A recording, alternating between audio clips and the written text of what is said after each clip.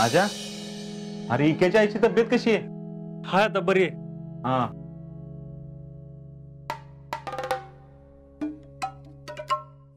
आजा, बेळगावला गेला होतास वे?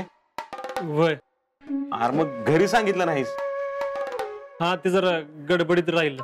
अरे काय गडबडीत राहिलं? इथं आम्हाला काळजी लागून राहिली होती ना.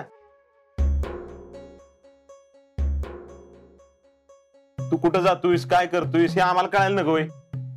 अरे विक्याबरोबर कोण नव्हतं म्हणून गेलो होतो. ती सगळं ठीक आहे, पण सांगून जायचं ना. हा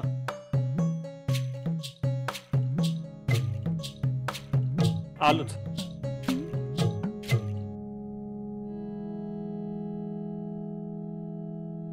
हो जी काही ती विचारता येत नाही बाई. आता आणखीन काय विचारायचं? ती पवाराची पोरगी का होती ती विचारायचं होतं. अगं ती विचारायची काय ही वेळ आहे का? कधी येणार आहे तुमची येळ? हातात न गेल्यावर का ती पवाराची माणसं घरात येऊन दंगा करायला लागल्यावर? हे बघ पुष्पे, मी नानांकडे चौकशी केली. त्यांना माहितीये शीतल बेळगावला गेली ती, आणि ती स्वतः गेली नाही, नानांनीच पाठवलंय तिला. अहो पण ती गेली ना अजिंक्यबरोबर. हे बघ पुष्पे, मला नाही वाटत त्या दोघांच्यात तसं काय असेल म्हणून.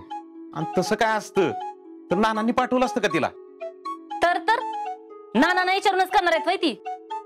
हे बघा, तुम्ही आता अजिंक्यनं बोलायला पाहिजे होता. अगं पण ही येळ आहे का ही विचारायची? तो आलाय कुठनं काय कळतं का नाही तुला? आणि आले आले असले विषय घेते तू. असंच करा, प्रत्येक गोष्टीत पालत घाला.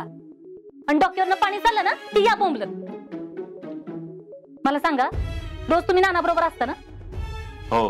एकाच जागी काम करता ना? अहो मग ह्या कारणानं तुम्ही अडचणीत यायला नका ना, म्हणून म्हणते मी. नंतर बोलू आपण त्याच्यावर. नंतरच बोला, त्यावरती पवाराची पोरगी आहेच बोलायला. काय ग जेडे?